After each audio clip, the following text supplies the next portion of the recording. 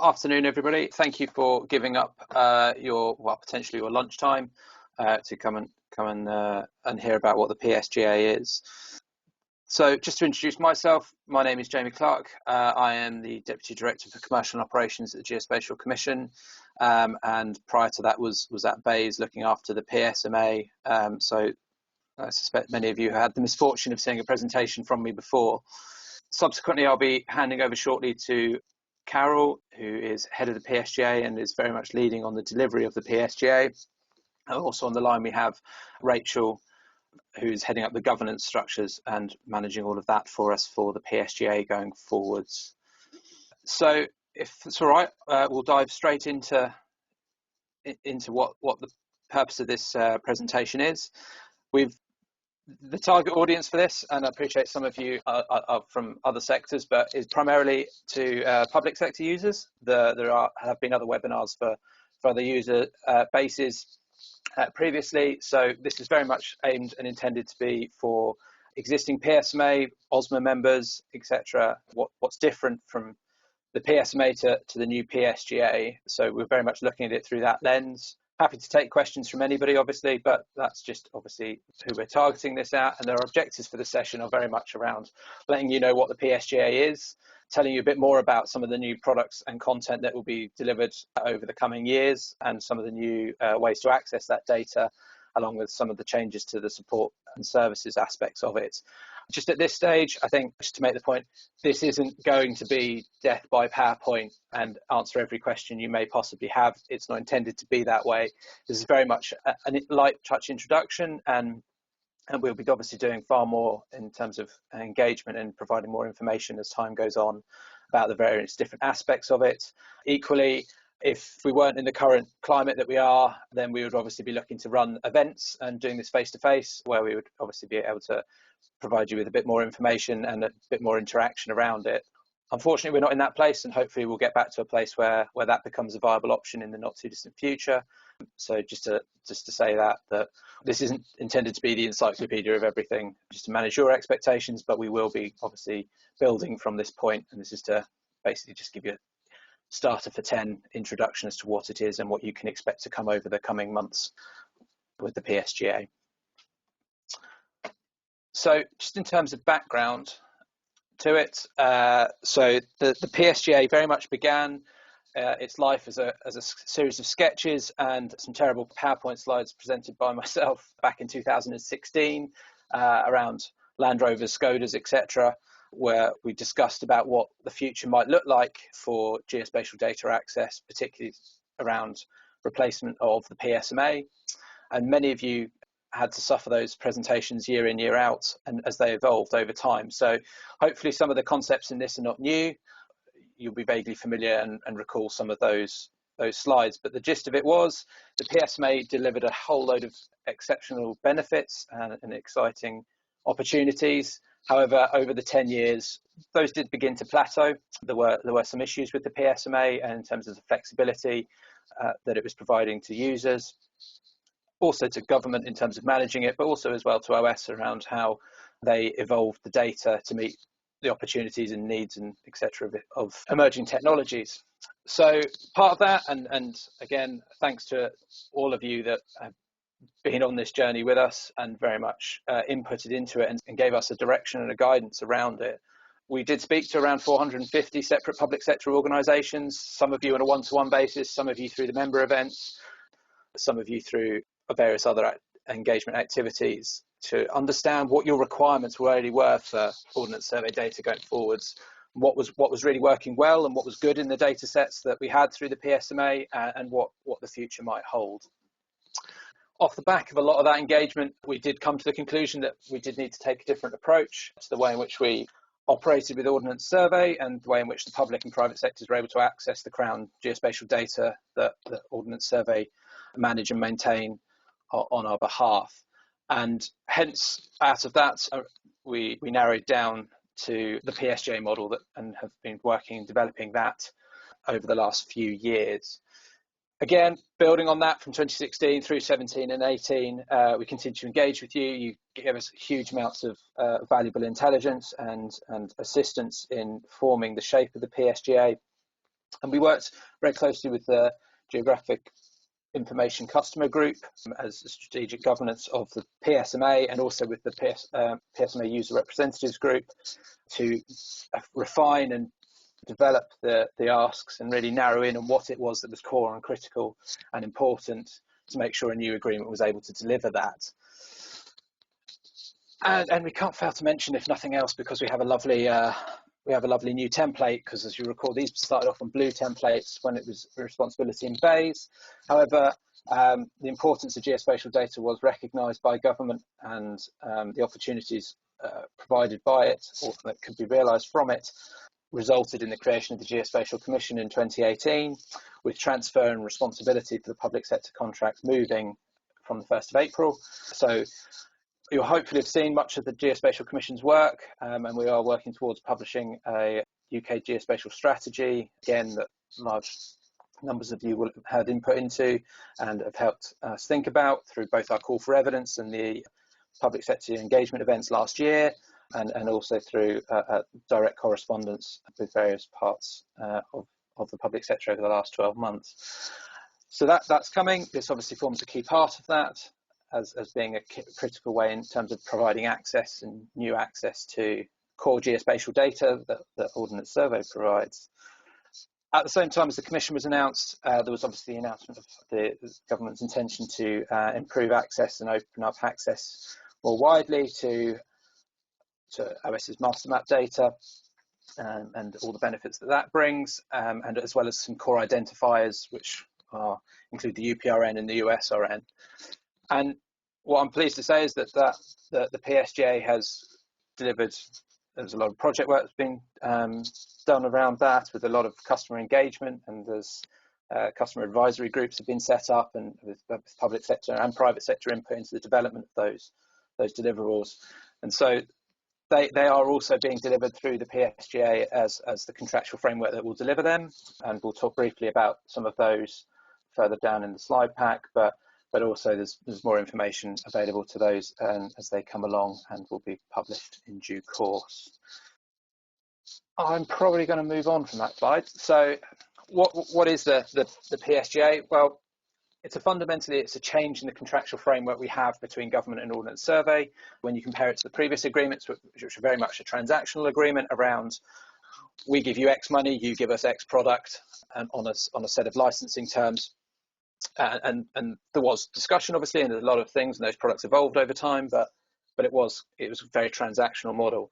The model that we've moved to now is very much focused around building on some of the describing the data that OS captures and maintains and makes available. And again, to use an analogy from several years ago now, we are looking to move away from those fixed Lego kits where the bricks are put together, beautifully put together and glued together and stuck together, to one where you are starting to able to pull out individual bricks that you require. So, for example, topography there has huge amounts of information in it, but you don't always need everything that's in there. And there are particular use cases around some transport, etc., where you may not want to have to manage and hold and store all of that data. You may only want to pull out certain types of features. At the moment, that's quite tricky to do. And going forwards, we've talked about how we would move towards more of that componentized data availability and making those building blocks available. And the PSGA gives us that framework and that ability to do that and improve the access to the Crown data, and also to specify new bricks over time, and to make sure that the contract is evolving and developing and supporting the public sector and the private sector's requirements going forwards much more easily than is currently available through the current structures. As I say, it will change the approach, and by moving to slowly over time, we will be moving away from those fixed products space into that data componentized data approach, which offers new opportunities, but it also requires new ways of accessing it.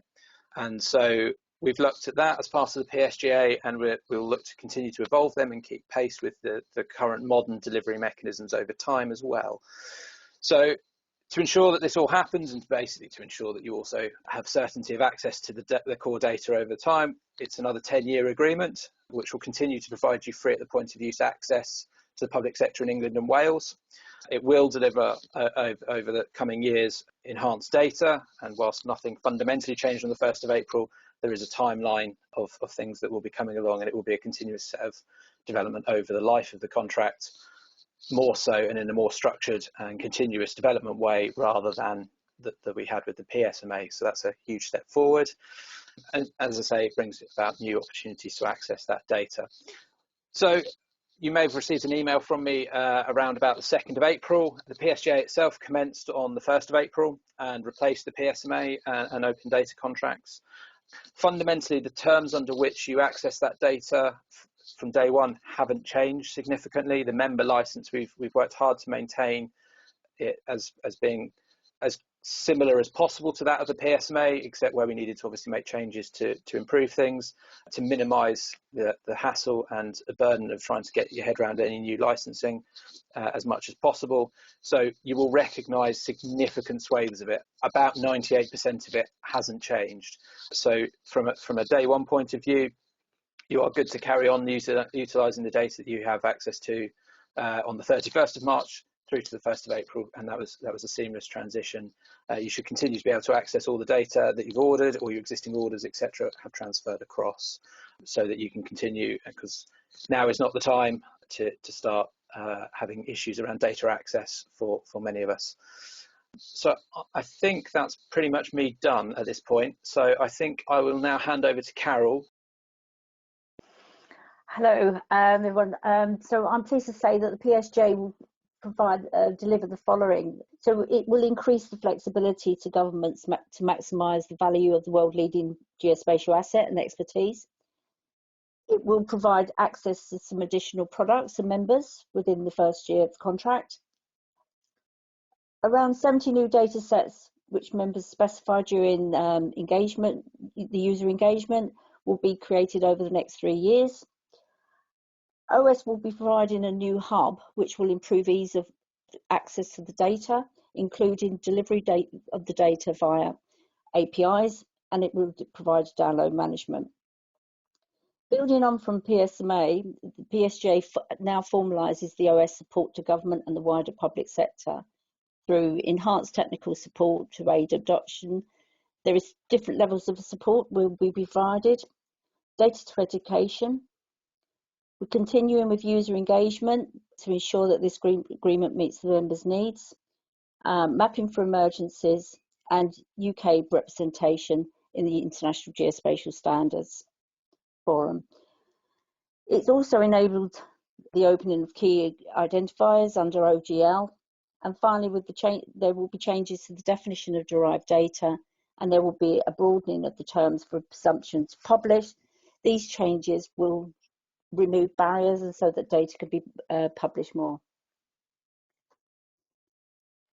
So in addition to the products members have access under the PSMA, from July of this year, members will get access to the OS Master Map water layer, both Premium and Plus address-based islands, OS detailed urban path, and a new way to access a new easy to use product, address-based core. Additionally, during the first year of the contract, OS and Improvement Service Scotland will be working together to incorporate the Scottish USRN into the OS Highways product, creating a national consistent product.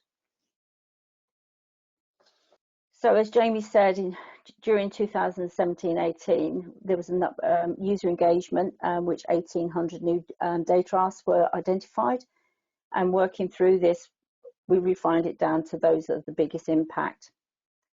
This has led to 70 new data sets being captured as part of this agreement, which will become available by the end of March 2023. These new data sets fall in the themes listed on the slides. For example, under building, we'll be collecting the age of the building, and also like land cover and land use, a land classification. We still need to confirm some of the aspects of some of the data specifications. Therefore, the Commission and OS will be working together to engage with the members to finalise the specification during this coming year. So OS will be replacing their 3 existing ordering systems with the OS Hub. The Hub will make it easy for users to access the data. The data will allow users to choose their preferred delivery option between manual or automated downloads and APIs. Hard media will now be by exception. The APIs are, as you know, a standard data delivery method for across government. Therefore, under the PSGA, entry-level APIs will be provided. These APIs are not intended to meet the needs of heavy users or those that need additional functionality beyond the delivery of the data. Members will gain access to the OS Map API, which is an OGC compliant web service tile service that provides access to both the OS Zoom stack and also OS Master Map. The OS Vector tile service complies with the OGC VTS standards. This service combines the performance offered by the provision of the data as tiles with the increased flexibility in terms of styling offered by vector data. The OS Feature API is OGC compliant web feature service that provides users with the ability to access vector data without data management overhead and to interrogate the data both spatially and by its attribute, as if you would do your local holding. OS Places is address lookup. This will allow search and verification for single addresses. This does not include bulk match functionality. So PSGA has enabled the release of the UPRN, USRN and the TOID under OGL.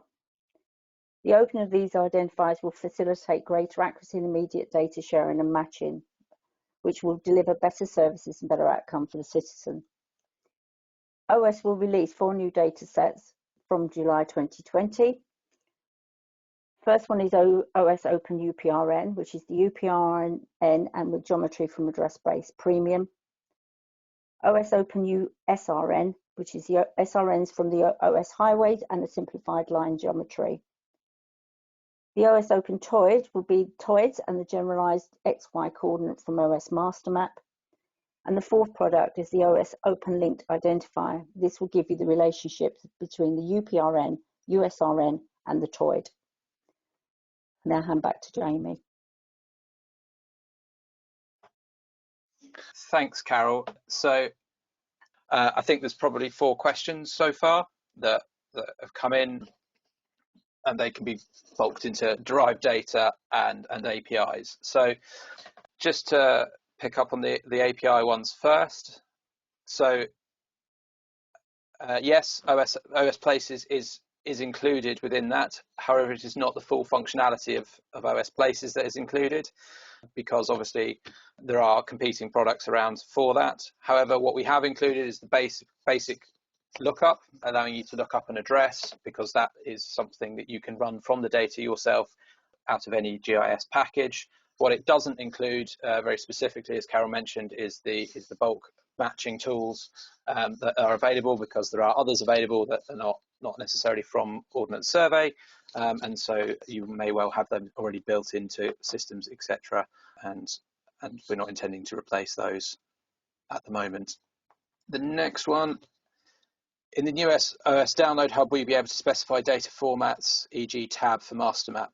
So there will be the ability to specify formats. Tab is not one of those, but there is effectively GeoPackage will be available for some data sets, and the full list, I believe, is published on the Ordnance Survey website, but tab for master map is not one of those, largely because it is incredibly verbose in terms of its size, and the management of tab for master map is prohibitive.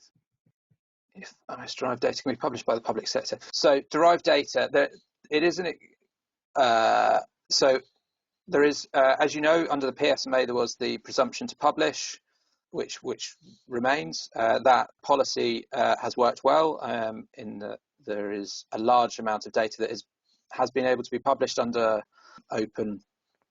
open government license terms. The guidance on that is being refreshed.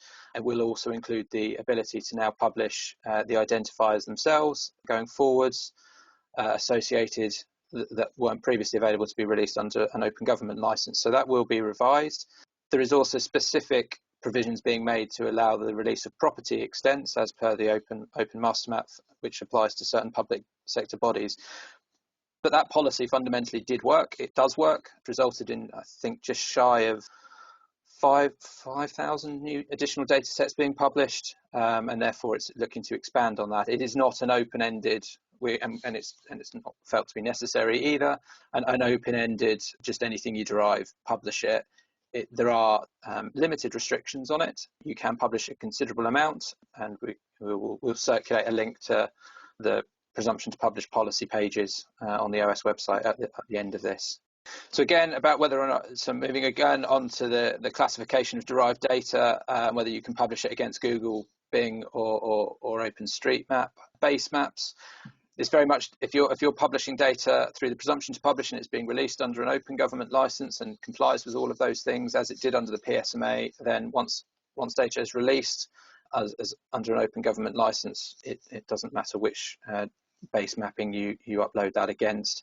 It is a decision to be made about whether or not the data is compliant with the presumption to publish policies and the data that's then made available off the back of that.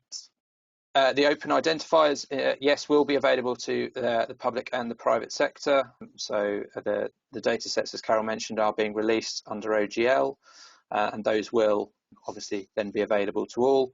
It does mean from a public sector point of view, you are able to attach those identifiers to some of the data, to your derived data, which you weren't previously able to do, and publish that under an open government license where it complies with presumption to publish, etc.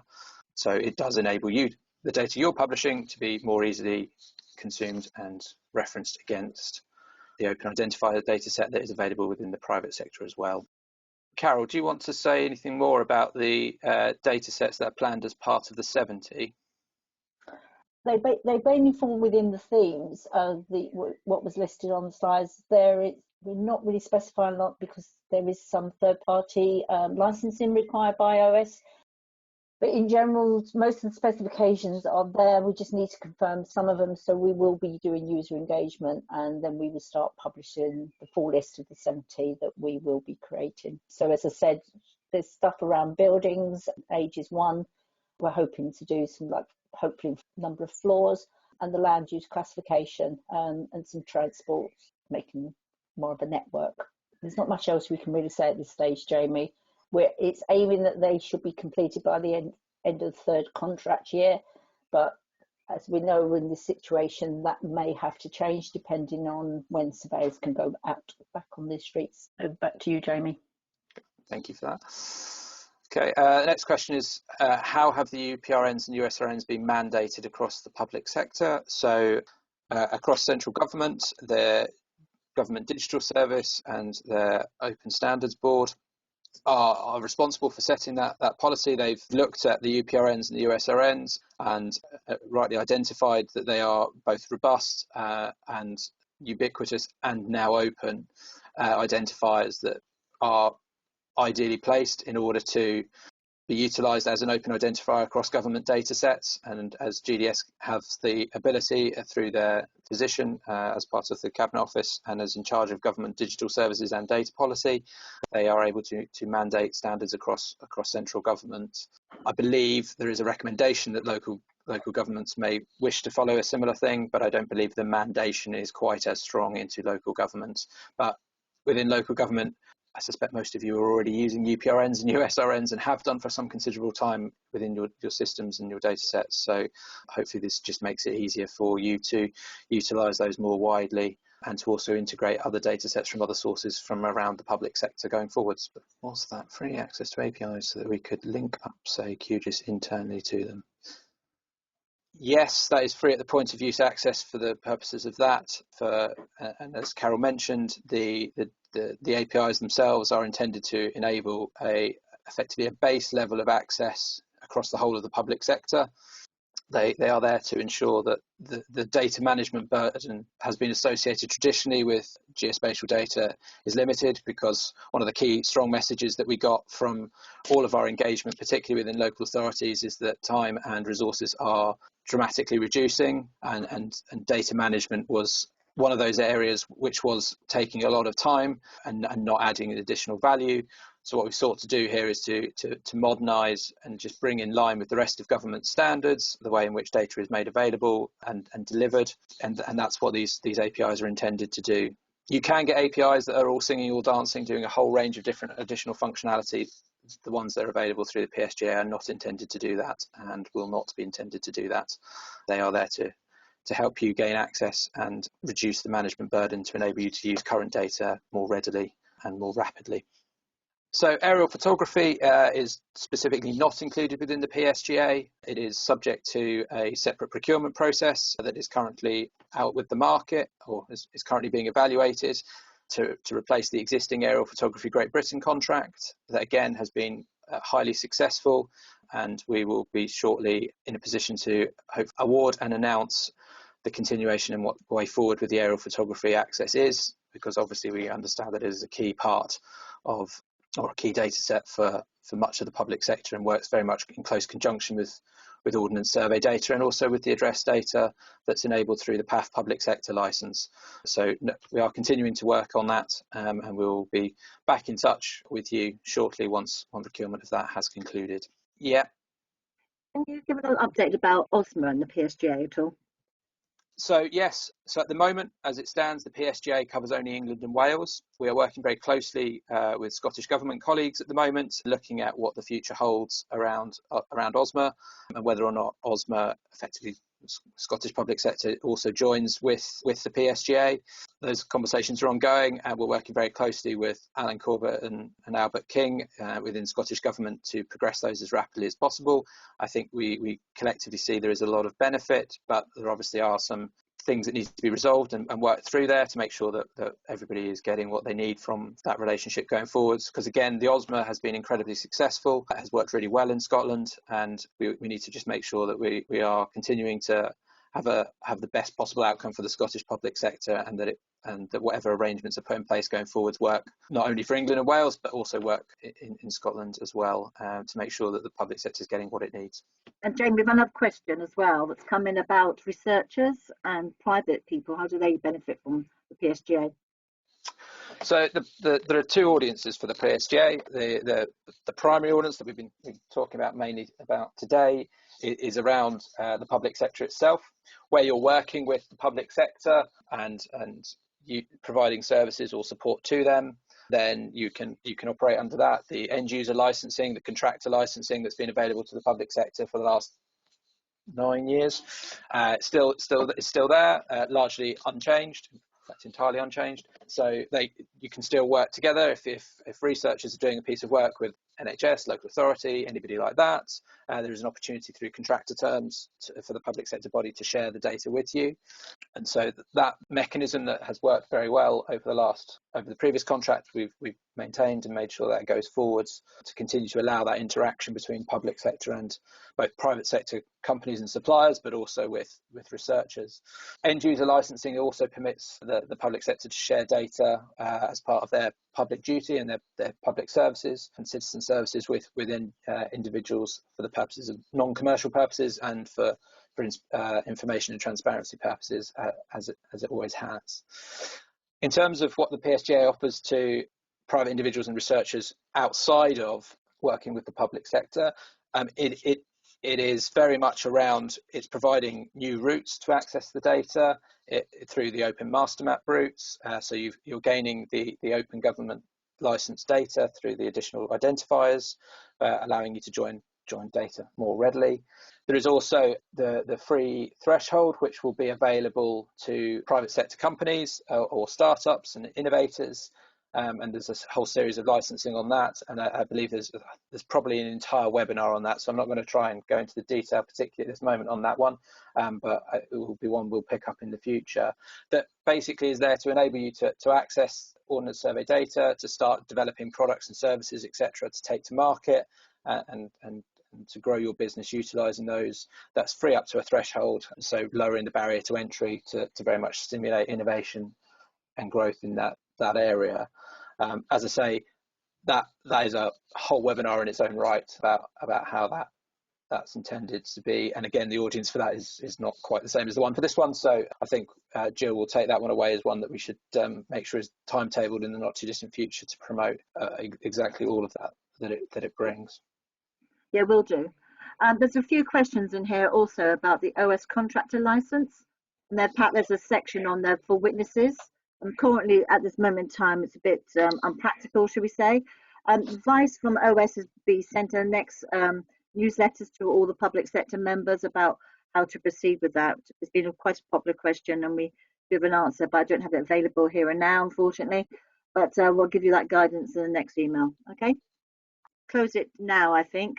All the questions will be answered by the Geospatial Commission and appropriate people at OS, and you'll get a copy of that, those answers as well as having a recording of this webinar. The presentation slides will also be available to all of you as well.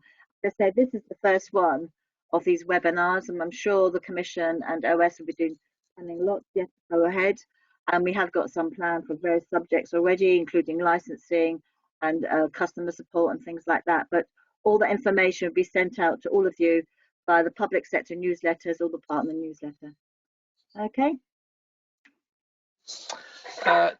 So I think just thank you for taking the time, which I appreciate. Many of you are very busy, and we are hopeful that the PSGA is good news for you and will help support you going forwards to deliver more and better and effective public services. So as Jill mentioned, and as I mentioned at the start, we're very much seeing this as an opener. This isn't here's a webinar, we're done.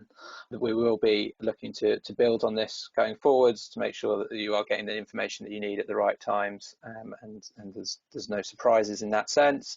And again, as mentioned, once the current scenario resolves and we enter into whatever follows next, we will be looking to see if there's an opportunity to run those PSGA member events now to allow us to all get together and network and catch up with some people, and also find out more about what's going on, and ask all those questions that might think of later this afternoon and then want to ask. So other than that, just thank you for your time, and look forward to another 10 years of very successful growth and use of geospatial data through this contract as we had through the previous.